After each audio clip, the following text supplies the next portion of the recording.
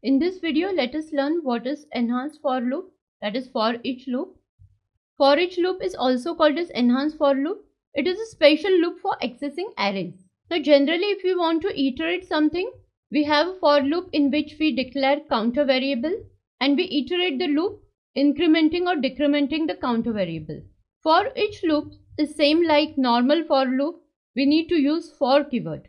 So the syntax is for keyword, parenthesis. You need to declare a variable that is of array type. So suppose your array is of type integer, the variable declared inside for each loop should also be of type integer. Array type and the variable type should match. So the syntax is data type, variable, colon and array name. You should not mention square brackets over here, just an array name. So you need to declare a variable that is of array type followed by colon and array name. For each loop is only used for traversing the array. So the use of for each loop is to traverse the array. Array will be automatically traversed from index 0 to the last index.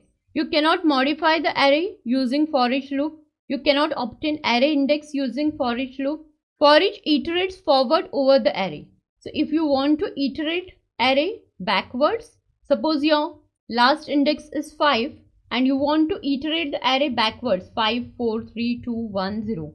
You cannot use for each loop in that case. So in that case you can use normal loop and you can decrement the counter variable. In case of for each loop, for each iterates forward over the array. It cannot process two decision making statements. So you have a condition. For each loop cannot process two conditions. Generally you write two conditions using OR operator or AND operator. This cannot be done in for each loop. So it is a simple loop. The use of the loop is to traverse the array from 0th index to last index. Let us write a program for this. Define the class, define the main method. The first statement is we are creating an array. Name of the array is Z and array is of type integer equal to we are assigning 4 values 3, 6, 9, 4. So array Z will be created inside the memory. As usual, reference variable is created on the stack and the array for 4 elements is created on the heap and the elements are stored inside the array. Now the next statement is we are declaring one more variable sum of type integer and the value assigned is 0. So memory will be allocated for this variable and the initial value is 0. Here comes the for each loop.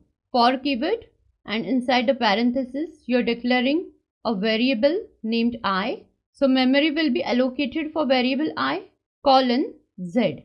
Now how this loop works? Every time the loop iterates, one by one elements from the array will be stored inside I and control will go to the next element. So when first time the loop iterates, it will start from 0th element. It will pick up the value at 0th index of array Z. So value at 0th index from array Z goes inside variable I, that is value 3. And this 3 is stored in here. Now in this program we are doing addition of the elements stored inside the array.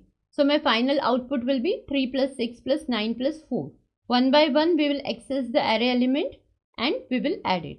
So the element at 0th index is stored inside I, that is element 3 is inside I, and statement inside the loop is sum equal to sum plus I, that is value of sum is 0 plus I, that is 3, which is equal to 3. So now the updated value of sum is sum equal to 3. So this 0 will be replaced by 3 and now the updated value of sum is 3.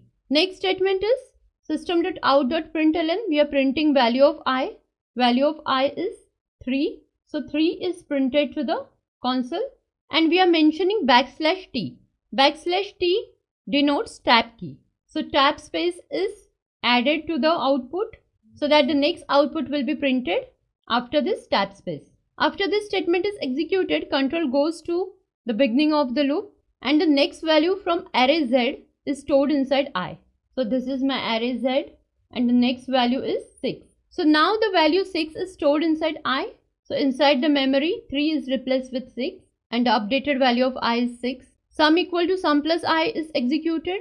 The value of sum is 3 plus value of I is 6, which is equal to 9. So sum equal to 9.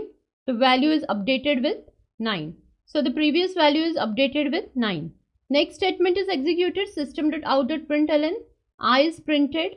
Value of I is 6. 6 is printed to the console. And \t, a tab space, is included. Again the loop iterates. The next element, that is 9, is stored inside variable I. So now the value inside variable I is 9. Sum equal to sum plus 1. Value of sum is 9. Value of I is 9, which is equal to 18. Sum equal to 18. So value inside sum is updated. 18 is stored in here. Next statement is executed. System.out.println. Value of I is printed. Value of I is 9. So the next element is printed, adding a tab space. Again the loop iterates and the control goes to the next element of the array, that is the last element, and value 4 is stored in variable I. So value inside the memory changes to 4. So sum equal to sum plus 1 is executed. Value of sum is 18 plus 4, which is equal to 22. Sum equal to 22. So 22 is stored in variable sum.